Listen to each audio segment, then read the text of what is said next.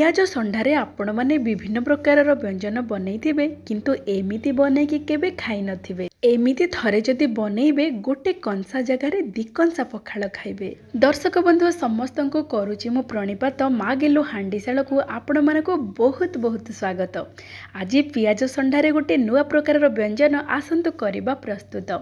दर्शक बंधु पियाज संडा तो बहुत बढ़िया लगे, शीत दिने पियाज संडा भी बहुत मिले। पियाज संडारे एमिति थरे बनातु देखिबे बहुत बढ़िया लगे, पखाल हो कि गरम भात हो।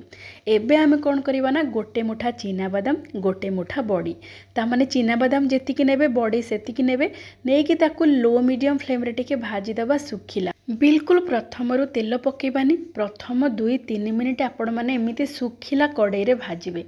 तापरे कौन करबा ना जितेबेले टिके हल्का हल्का बादामी रंग चीना बादाम आ बड़ी रे आसीजिबो सुखिला भाजिला बेले तापरे आमे गोटे बड़ चामच देदेबा सोरिष तेल दे सारिबा परे सेमिति लो टू मीडियम फ्लेम रे आमे भाजिबा आउ 2-3 मिनिट।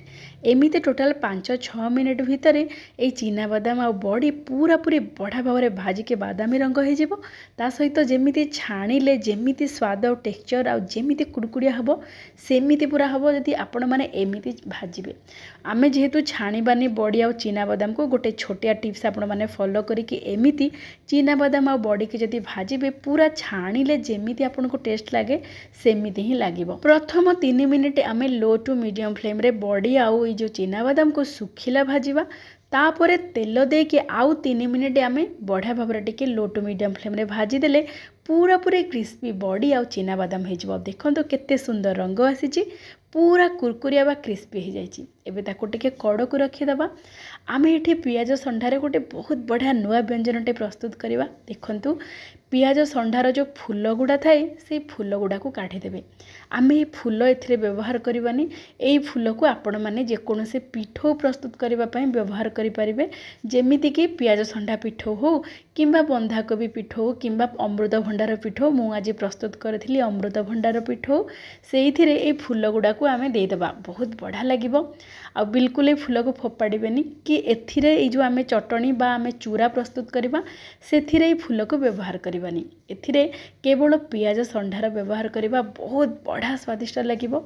हल्का हल्का मीठा आ पूरा राग रसुणर फ्लेवर आ सोरिष तेल माने कंचा सोरिष तेलर फ्लेवर बहुत बढ़िया लागिबो। आपण माने थरे बनांतु जानि परिबे। एठी मु नेइछि गोटे बिड़ा पियाज संडा को प्रथमे भल भाव में धोई सारिबा परे तार फूल सब को मु काढ़ी देइछि। आ ए पियाज संडा को एमिति छोट छोट आकार रे एमिति काटिदबा। आमे ए पियाज संडा टिके हल्का मीठा रुहे, बहुत बढ़िया लागिबो। ए चटनी बा चूरा प्रस्तुत करंतु आ बड़ी चीना बादामर क्रंचीनेस आसीबो ए चटनी रे बहुत बढ़िया कि प्रस्तुत हो। एठी देखंतु पियाज संडा हमर प्रस्तुत हो जाइछि। आमे जो कड़ाई रे बड़ी आ चीना बादाम को भाजी थिले सेही कड़ाई बसई दबा। गोटे चामच देदबा सोरिष तेल भल भाव में गरम हो गला परे आमे एठी किछि रसुण दबा। रसुण टिके अधिक नेबे। मु एठी गोटे बुदा रसुण माने 15-17 कोला रसुण मु एठी नेइछि।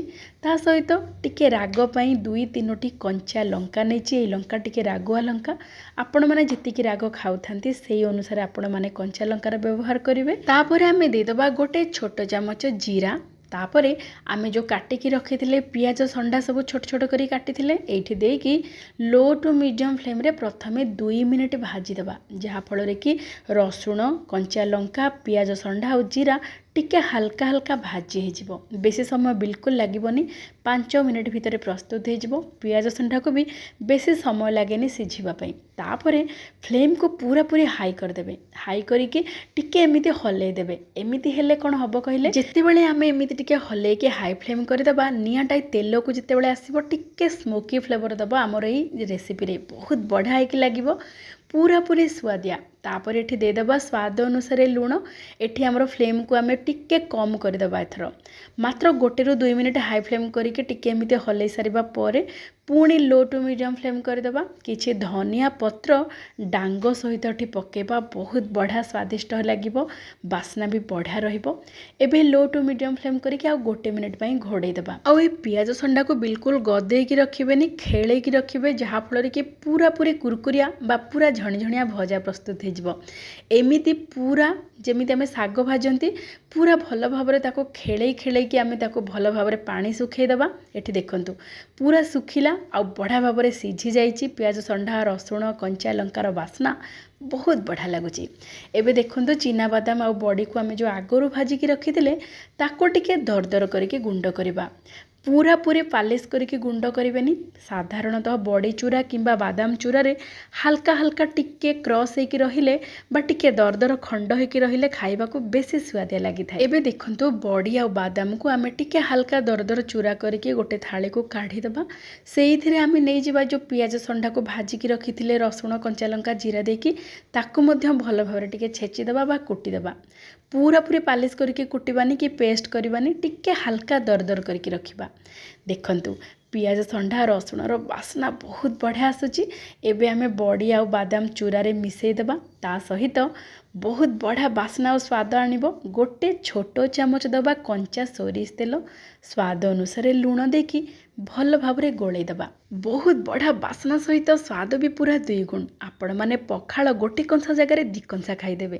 ଏମିତି ଥରେ ପ୍ରସ୍ତୁତ କରନ୍ତୁ, ଖାଆନ୍ତୁ, ସମସ୍ତଙ୍କୁ ଖୁଆନ୍ତୁ। କେମିତି ଲାଗିଲା ବିନମ୍ରତାର ସହିତ ଅନୁରୋଧ ନିଶ୍ଚୟ ଜଣାଇବେ। ଆଜି ପାଇଁ ଏତିକି। ଜୟ ଜଗନ୍ନାଥ।